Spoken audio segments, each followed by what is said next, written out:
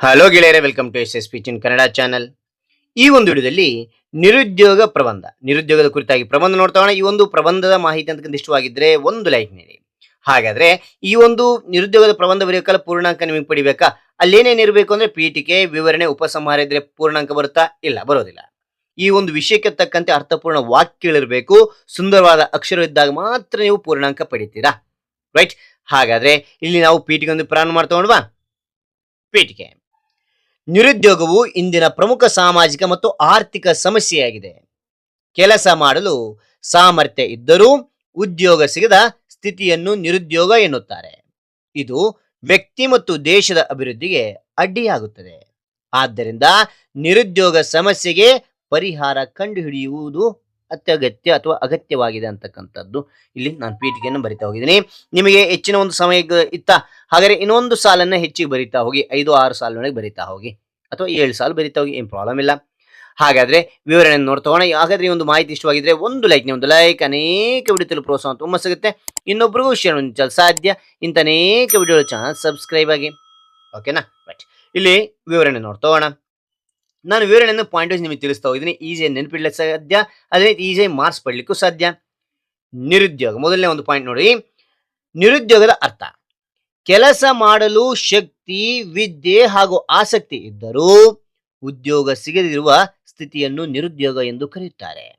ಇದು ವ್ಯಕ್ತಿ ಮತ್ತು ಸಮಾಜ ಎರಡರ ಮೇಲೂ ದುಷ್ಪರಿಣಾಮ ಬೀರುತ್ತದೆ ಅಂತಕ್ಕಂಥದ್ದು ನೋಡ್ತೇವೆ. ಎರಡನೇ ಪಾಯಿಂಟ್ ನೋಡಿ. ನಿರುದ್ಯೋಗದ ಕಾರಣಗಳು ಏನಿದೆ ಅಂತ ನೋಡಿದ್ರೆ, ಜನಸಂಖ್ಯೆಯ ವೇಗವಾದ ಹೆಚ್ಚಳ. ಓಕೆನಾ? ಅದ ನಂತರ ಉದ್ಯೋಗಾವಕಾಶಗಳ ಕೊರತೆ ಇರತಕ್ಕಂಥದ್ದು, ಶಿಕ್ಷಣ ಮತ್ತು ಉದ್ಯೋಗದ ನಡುವೆ ಹೊಂದಾಣಿಕೆಯ ಕೊರತೆ ಇರತಕ್ಕಂಥದ್ದು. ಹಿಂಗ್ ಕಾರಣ ಏನಾಗುತ್ತೆ ಅಂದ್ರಿಗಿನ ಅಲ್ಲಿ ನಿರುದ್ಯೋಗ ಅಂತಕ್ಕಂಥ ಕಾರಣಗಳು ಇದಾಗಿರ್ತವೆ. ಓಕೆನಾ? ಅದಾದ ನಂತರ ಇಲ್ಲಿ ಮೂರನೇ ಪಾಯಿಂಟ್ ನೋಡ್ತೇವೆ. ಏನನ್ನ ಅಂತ ನೋಡಿದ್ರೆ, ಇಲ್ಲಿ ನಿರುದ್ಯೋಗದ ದುಷ್ಪರಿಣಾಮಗಳು.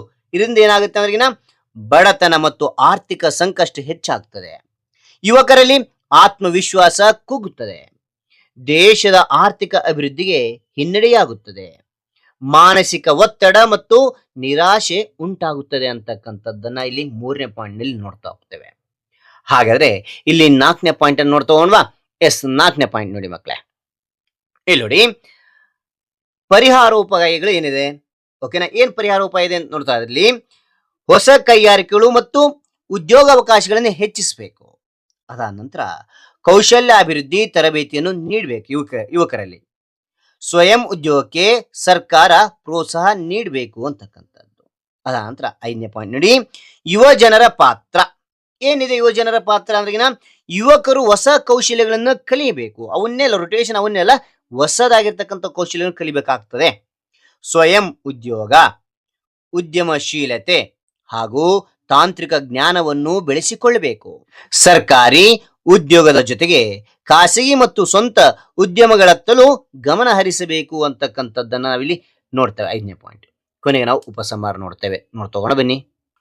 ಉಪಸಂಹಾರ ಅಂದ್ರೆ ಏನು ಅಂದ್ರೆ, ನಿಮ್ಮದೇ ಆಗಿರ್ತಕ್ಕಂಥ ಅಭಿಪ್ರಾಯಗಳಲ್ಲಿ ಬರಿತಾ ಹೋಗ್ಬೇಕಾಗುತ್ತೆ. ನನ್ನದಾಗಿರ್ತಕ್ಕಂಥ ಅಭಿಪ್ರಾಯವನ್ನ 4 ಸಾಲಿನಲ್ಲಿ ಬರಿತಾ ಹೋಗಿದ್ದೀನಿ. ನಿಮಗೆ ಹೆಚ್ಚಿನ ಮಾಹಿತಿ ಗೊತ್ತಿದ್ದಲ್ಲಿ ನಿಮ್ಮದೇ ಅಭಿಪ್ರಾಯವನ್ನ 5 ಅಥವಾ 6 ಸಾಲಿನಲ್ಲಿ ಬರಿತಾ ಹೋಗಿ. Depends upon your time. ಸಮಯ ಜಾಸ್ತಿ ಇತ್ತು, ಹೆಚ್ಚಿಗೆ ಬರಿತಾ ಹೋಗಿ, ಇಲ್ಲಾಂದ್ರೆ ಇಷ್ಟ ಬರೆದ್ರೆ ಸಾಕು. ಉಪಸಂಹಾರ: ನಿರುದ್ಯೋಗವು ದೇಶದ ಪ್ರಗತಿಗೆ ದೊಡ್ಡ ಅಡ್ಡಿಯಾಗಿದೆ.